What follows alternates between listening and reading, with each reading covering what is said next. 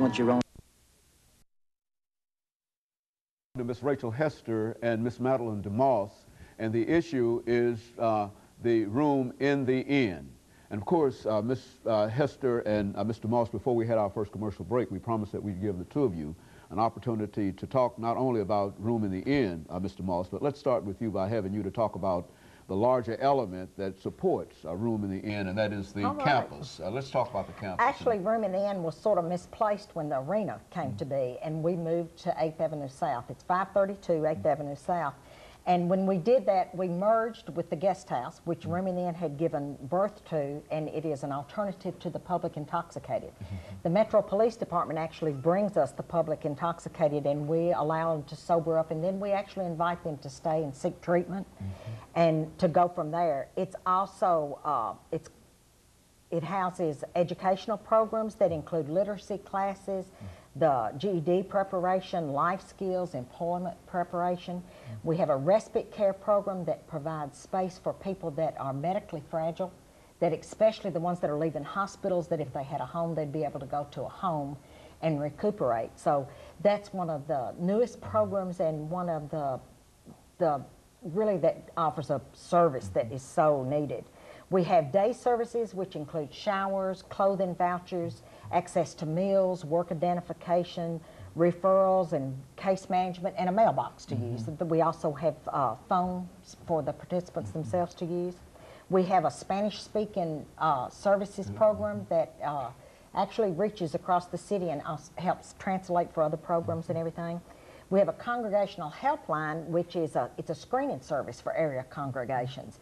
And it helps them to, when they receive requests for assistance and all, it helps them to know that this person hasn't been everywhere else trying to get funds, and so we can help more people with the real needs. So we're a lot larger than just Room in the Inn now, but Room in the Inn is the driving force. It's the one that the campus will change its face. In October, more people will begin to gather, knowing that the program's about to start. The best reputation comes from the hospitality that these congregations offer when people go.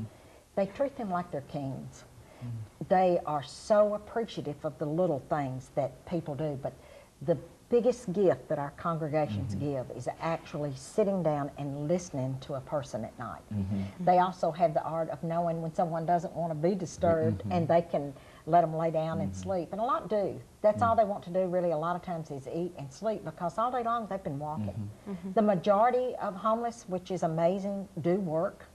A lot of them do work through day labor, but some people have really well-paying jobs, and they're either paying off old fines or child support or something that keeps them at the bottom. And it's very hard to climb out of something that the pit seems to get deeper and deeper. And I think I know the congregations really give them hope that people still care, and that there's still something out there that's bigger than all of us. And I think they know that. You know, Ms. Hester, as the coordinator for the room in the inn, you've probably got some experiences or some stories that you can share with us dealing with some of the congregations and some of the things that they've said in reference to what you're trying to accomplish with this program. Right. I think one of the greatest gifts, like I said, being from a congregational base growing up, I know people used to fight over the pew colors and who was going to sing the special song on Sunday morning. I think one of the greatest things that we have going on in the city that really isn't spoken about much is that there are 156 congregations doing one common goal and not arguing about it. And I think that just sends a huge message about what's going on. And I think it also is good for all of us to realize that it's just by the grace of God that some of us are not there, or that in addiction and homelessness or addiction and mental health issues, they touch every family. And I think some can't deal with their own family, but maybe they can help someone else. And so you've got 156 congregations working with that. Now, how many individuals are we talking about within these congregations? I mean, you're touching lives all over the, not only the county, but all over the general Middle Tennessee area. I think it's all over the country, because we literally get calls from other cities saying, I have a family member who does Room in the Inn in Brentwood, or a Room in the Inn in East Nashville. Can you send me some information? I think people want to be plugged into something and really work on the area that they live in. 156 congregations, all faith. They're all over the city. Some congregations have 50 volunteers. Some may have 150 volunteers. We have no idea. But it touches so many people throughout this entire area.